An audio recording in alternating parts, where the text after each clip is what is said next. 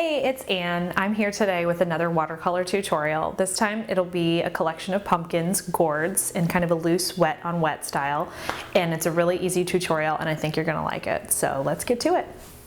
The first thing you do is sketch out your composition. I think the easiest way to do this is to get several small pumpkins. They're really cheap from the grocery store or anywhere else, and arrange them however you like. Once you have a really light sketch, this is when I go ahead and go each section one at a time. I get each section wet and then I kind of lightly paint the outside of the section, the two sides.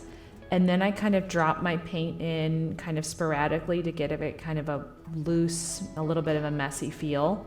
And the trick is you want to lift your brush from the paper as infrequently as you can. So just try to do each section in one stroke. Go up, down, and I kind of pretend that my paintbrush is a little bit magnetized to my paper and that I have to resist the urge to lift up my brush and just swish it back and forth.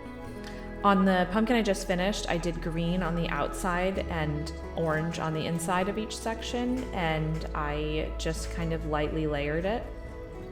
On light colored or cream colored pumpkins, it's kind of hard to mix like a warm gray color. So what I did is you can either really dilute Payne's gray, but if that's too plain for you, mix in a little bit of yellow ochre or burnt sienna or even alizarin crimson. I'm talking a very small amount to warm it up a little bit. And to be honest, this whole painting, I was very, very light on the pigment on my brush and was heavier on the water. That's how you get that loose feel. And for the stems of the pumpkins, I used a smaller, thinner brush, and I would actually focus on the up and down stroke to give that like rugged, scratchy feel that the stems have. And the colors I used for that were sap green and burnt sienna and a little bit of burnt umber.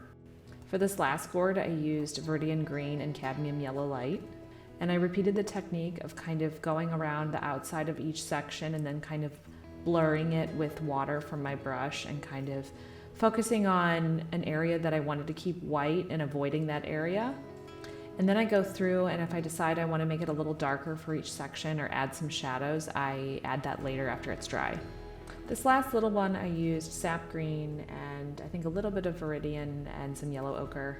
And oh yeah, the orange I used was cadmium red light. Here's the final result that I had. I was pretty happy with this. I usually don't paint in this type of style. It's pretty loose for me. But I really like the watercolor texture and the simplicity of it, and I think this is a great way to be introduced to watercolor, and I hope you're happy with what you've painted. And I would love it if you would subscribe to my channel. I'm gonna have lots of tutorials, watercolor drawing, and more. So anyway, have a great day.